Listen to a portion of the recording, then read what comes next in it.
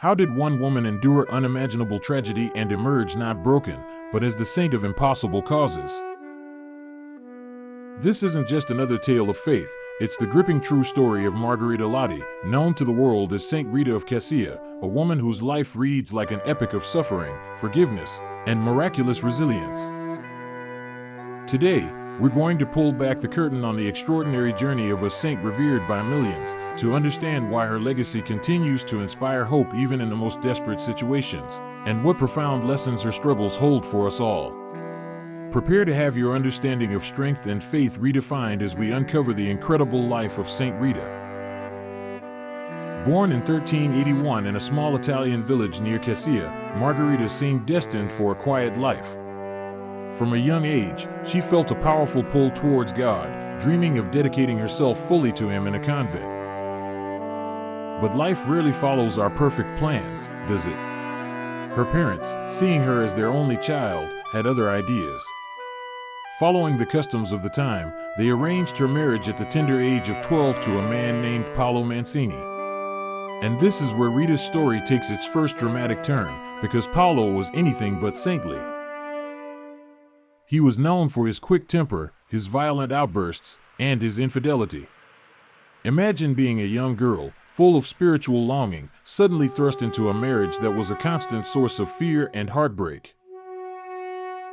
For 18 long years, Rita endured Paolo's cruelty, her home becoming a battlefield of abuse and disrespect. Many would have given up, cursed their fate, or sought escape. But Rita, with a strength that seemed to come from another world, chose a different path. She met his rage with patience, his insults with kindness, and his infidelity with unwavering prayer. Her secret weapon wasn't anger, it was love, persistent and unconditional, rooted deeply in her faith.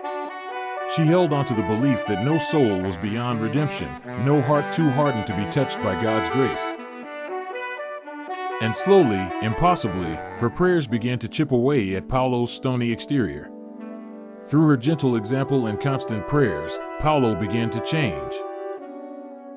He softened, sought forgiveness, and even became a more peaceable man in their community. It was a transformation so profound, it seemed nothing short of a miracle. But just when a semblance of peace settled upon their home, tragedy struck again. Paolo, despite his newfound calm, had made many enemies in his wilder days. One night, he was ambushed and murdered. Rita was left a widow, her heart shattered, but her faith unbroken. And then came the ultimate test of her forgiveness. Her two teenage sons, Giovanni and Paolo Jr., consumed by grief and a thirst for justice, vowed to avenge their father's death. This was a common practice in medieval Italy, a blood feud that could destroy entire families. Rita, who had prayed so fervently for her husband's conversion, now faced the agonizing prospect of her own sons committing murder, staining their souls with mortal sin. She begged them to forgive, to let go of their hatred, but their young hearts were set on revenge. In a move that many find shocking, but others see as the ultimate act of maternal love and faith, Rita prayed for divine intervention. She asked God to prevent her sons from committing this terrible act, even if it meant taking them from her. Not long after, both sons fell ill and died, without having carried out their vengeance. The pain for Rita must have been unimaginable, to lose her husband, and then her only children. Yet, she found solace in the belief that they had been spared from eternal damnation. It was a brutal paradox, a mother's ultimate sacrifice. Now alone, Rita renewed her desire to enter religious life. She sought admission to the Augustinian convent of St. Mary Magdalene in Cascia. But the nuns, wary of her past, a married woman, a widow of a murdered man, and mother to sons who died under mysterious circumstances, rejected her. Not once, but 3 times. They feared her presence might reignite the very feud she had prayed to end. Imagine being told. Her entry into the convent is one of the most famous stories associated with her. Legend has it that she was miraculously transported inside the convent walls by her patron saints, St. John the Baptist, St. Augustine, and St. Nicholas of Tolentino. appearing among the sisters who had previously denied her. Faced with this undeniable sign, the nuns could no longer refuse her. She finally took her vows, dedicating herself entirely to prayer, penance, and service. For the next 40 years, Rita lived a life of profound humility and devotion within the convent. She became known for her deep contemplation of Christ's suffering. One day, while meditating before a crucifix, she felt a sharp pain in her forehead, as if a thorn from Christ's crown had pierced her. A visible, festering wound appeared, smelling foul to others.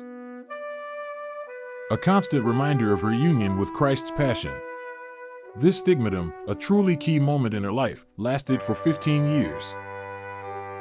It was both a source of deep spiritual consolation and intense physical suffering, leading her to often live in seclusion so as not to disturb her sisters with the wound's odor. In her final years, weak and bedridden, she famously asked for a rose and 2 figs from her old garden in the middle of a harsh winter. Her cousin, thinking she was delirious, went to humor her, only to find a single, blooming rose and 2 ripe figs amidst the snow. It was a final, tender miracle, affirming her deep connection to the divine. When she died in 1457, at the age of 76, the wound on her forehead healed, and a sweet fragrance filled her cell. Her body, remarkably, remains incorrupt to this day, preserved in the Basilica of St. Rita in Cascia, a testament to her holiness. St. Rita's life was a testament to enduring faith, radical forgiveness, and the power of prayer in the face of impossible odds. She truly lived up to her title, becoming a patron saint for those who feel their situations are hopeless, for impossible causes, and for victims of spousal abuse. Her story reminds us that even in the darkest valleys of life, faith can blossom, and miracles can occur, not always in the way we expect, but always in God's perfect timing. If you found inspiration in St. Rita's incredible journey, click on the video now to explore another powerful story of faith.